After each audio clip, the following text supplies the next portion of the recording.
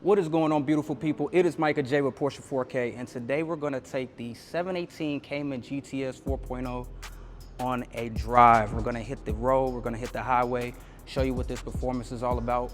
But before we do that, let me show you all the exterior and the interior. Let's go. All right, so let's go over the exterior of this spec, where you are immediately graced upon this beautiful shark blue exterior color. It is a non-paint to sample color. I believe it is probably one of the best blues you can get without going to paint to sample route.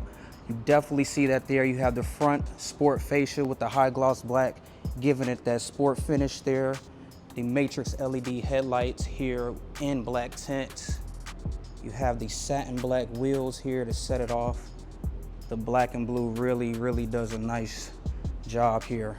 One with the black calipers as well, just to keep the color design a little bit more seamless. We have the exclusive design tail lights back here, which are clear. I think it really makes the exterior pop more. Get that crystal finish, and you're able to see everything just smooth. The interior is sporting carbon fiber all throughout. You can notice it here on the side door frame interior. We have this beautiful illuminated carbon here with the Cayman GTS. 18-way seat, so you get maximum comfortability if you don't want to go for buckets and get a full racing feel. That carbon is continued all throughout through the steering wheel. You have the heated GT steering wheel in carbon as well. PDK selector carbon, everything carbon in here that you can select. It really adds to the sporty feel there. Got the Porsche design crest on the headrest there. Burmester sound system as well added into it. Beautiful spec. If you all want more full detailed video on the interior and exterior review, go ahead and tap that video there. All right, so now for the drive. Let's go ahead and hit the road, see what the car is all about.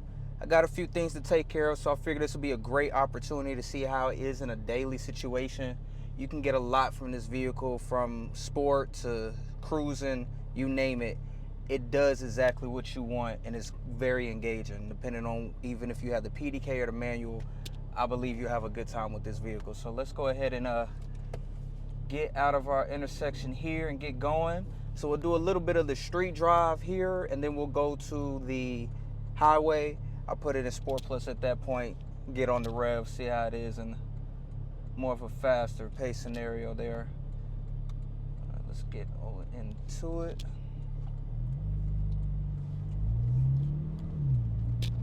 So on the street here, we're just in normal so far.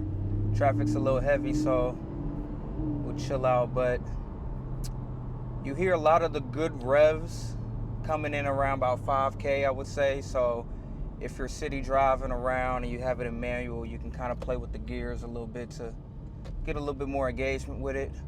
A lot of things you'll hear from things I've seen and commonly heard are the gears in this vehicle are kind of long.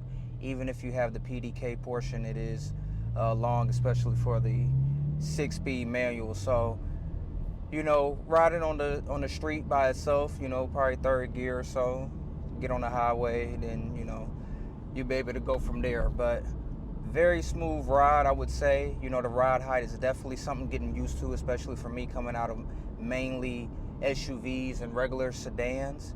This is probably my first two-door sports car, and it's been a blast. It's really a great treat to come into this class of a vehicle and go right to the 4.0. I think going that route, you know, you get to get the flat sixes roaring right behind you, as opposed to the 4-cylinder models that have the 2-liter and 2.5-liter turbos. Those are great options if you want to go on a more of a budgeted price and get the same platform. But going a GTS route is, you get the best of both worlds. You still share that same DNA of a GT4 without the rigorous and more dialed in approach to, you know, a GT4 for track use. But as an overall daily sports car, 9 times out of 10, 10 times out of 10, I would recommend this. Especially because the aftermarket, oh, somebody's coming a little too hot. But the aftermarket scene for these vehicles is very, very nice. You can really set it up how you want to, from a track performance perspective to just a overall daily cosmetically. I would explore getting the exhaust on it. You know, you get to open up the exhaust a lot more. You have the sport exhaust as stock on this one, but if you're able to get another branded exhaust, maybe a Kropovich or something of that nature, it really opens up the valves, and you're able to get a lot more out of the vehicle with, you know, just very minimal work to be done, you know, on the performance aspect. Really no opportunity to get open right now, so we're just gonna cruise and take it easy until we get to the highway. A lot of things I really enjoy about this vehicle is its daily approach. I really do drive it here to there. I've showed houses in this vehicle. I've, you know, gone long distances in the car. It's very good on gas mileage, believe it or not. To me, it feels better than my Macan, because I fill up for probably about $50, about 12 gallons per tank. So the tank is definitely smaller, but it does feel like it lasts almost the same. Even, you know, maybe I'm just not driving it as much as I was on my Macan, but no, it definitely is great on gas. I would definitely recommend it, just, you know, to get something that's practical, whatever that means, and that you can use on a daily basis. It doesn't have to be a garage queen if you don't want it to. So you're able to get a lot of aspects out of it, especially from a storage perspective. Like the front and the back boot there, you're able to get a nice amount into it. So if you're just a bachelor, or, you know, father who doesn't necessarily need the family car at the moment, you can use this to get to and from pretty easily, and be able to do whatever it is you do on a daily basis. And then you can move up. Maybe this is your second vehicle, move up to SUV or something of that nature, so you had a family car with a little bit more to it. But if you're just looking for a nice, easy two-seater, this is the way to go. This is the way to go. Yeah. So let's go ahead and get a little creative here. Put it in manual mode just so you can see. You have two options in which you can do the gearing or shifting in this vehicle outside of a actual real manual approach. But you can shift down by going down a gear, up to downshift. You can also use your paddle shifters for the PDK method as well, or the paddle shifting method. You can go up with the right, down with the left. So you get two different ways you want to drive the vehicle outside of having a full manual transmission with the clutch engagement and everything. But it is, you know, it's pretty engaging. You know, a lot of other vehicles may have this setup as well. So of course it's not going to be as engaging as heel toe and switching gears, rev matching, the whole nine, that a lot of our counterparts there on the manual side are used to. But, you know, you get a lot from it. You get a lot from it. Yeah. I like doing it that way because I'm able to stretch the revs out a little bit more, get a little bit more into that RPM range where the engine starts to sing with the flat six sitting right behind you. It causes for a symphony when you're up at higher speed. So it's a very nice. Very close to getting on the highway here. So once we get on the highway, we'll be able to get into it a lot more. In regards to your sport driving modes, right now we're just in normal. We can beef it up to sport. We can beef it up to Sport Plus individual. By going into the Sport Plus, it activates your Sport Plus suspension there, which kind of gives it more of a rugged feel. You can almost think of it as if you're getting track ready for whatever this vehicle, I know, was made for it from a stock performance.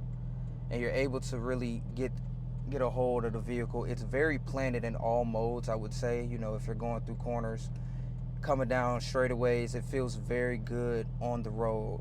I've also tested this on a track environment, not this particular vehicle, but a 4.0. And man, when I tell you, it is so fun to drive at high speeds, because it's like the car is literally begging for you to use it that way. It's crazy.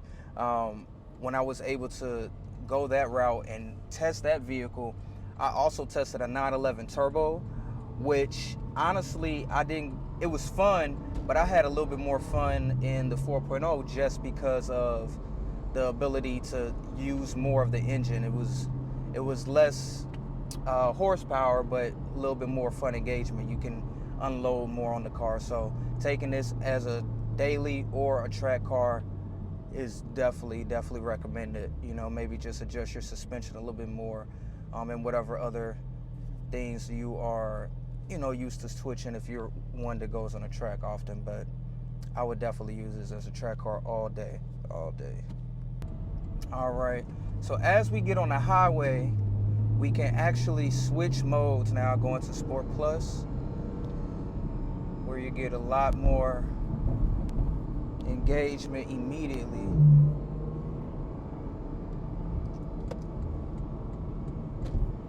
Let's go ahead and merge on and get a nice pull going in this one. Put it in sport, do the PDK shifts. You'll be able to hear that baby sing. Oh, it's amazing.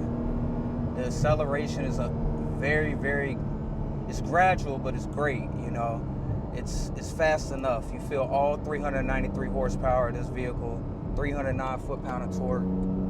I think it has enough for a daily use, going with the 4.0 route. Very pleased.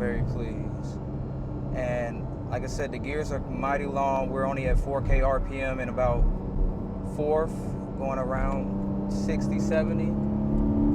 As soon as you get up into 5K, it just unloads. The tone is so mechanical, it's raw, it's no enhancement of the engine. I mean, no enhancement of the sound from the engine's performance, rather. So you're able to hear it for everything it's worth. And the longer that you're in those high rev ranges, the more it sings to you. Revving out around 7,800 RPM, so you really can get after it if you're looking to be high in the rev range on a track perspective. Not really much sense to do on a daily basis, but great way to do it.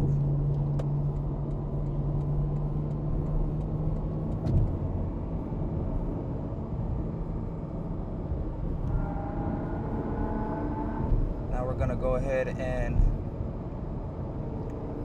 continue to ride. Being able to switch lanes at ease, being so low and planted to the floor, it just calls for such an engaging drive. You're probably, this particular spec has the 20 millimeter ride height lowered, rather, as opposed to the 10 millimeter, so you're a little bit more planted to the ground, and you can honestly feel it. That with the tightness of the suspension, it makes for a very engaging drive.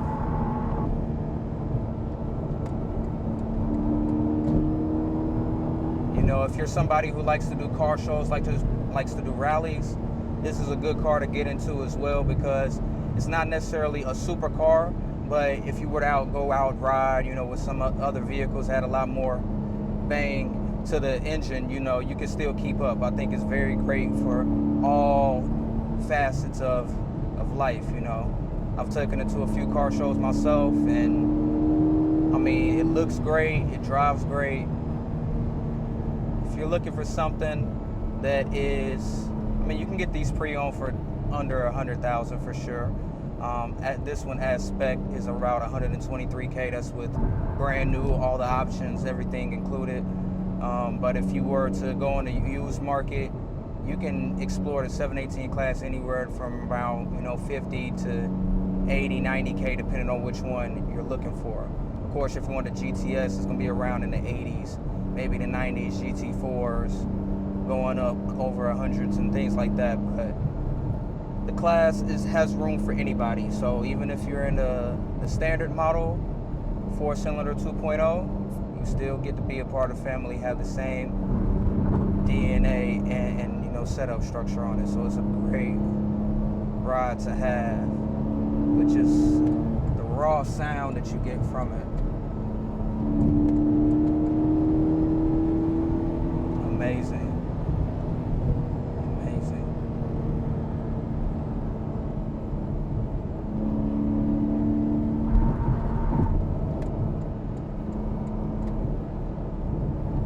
Like I said, if you want to cruise, sit back, relax, all right. You don't have to be too on it.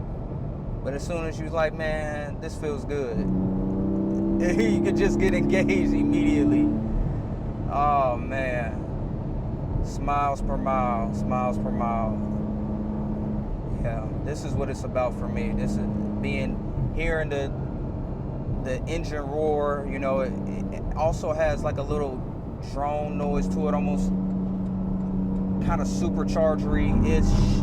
I know it's not, but you know, just from a bass mechanical sound. So it's a lot of elements working with you, and the engine being right behind you is so easy to like be engaged with the vehicle. So I definitely want to test this platform out in a 6-speed manual so I can understand the mindset behind that as well, because just being in a PDK, I mean, I'm having a time of my life driving this car on a daily basis. I can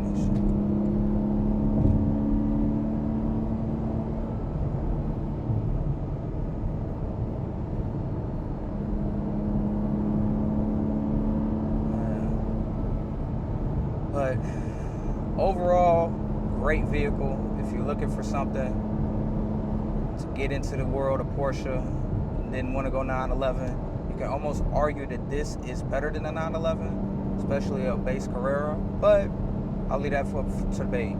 Go ahead and put that down below in the comment section if you think you would rather have a GTS 4.0 or a 911 of your choosing. I mean, the platform is great. Same family. I guess it all boils down to what do you want. Well, with that, we'll go ahead and conclude this review. If you like what you see, if you like this video, please comment and subscribe.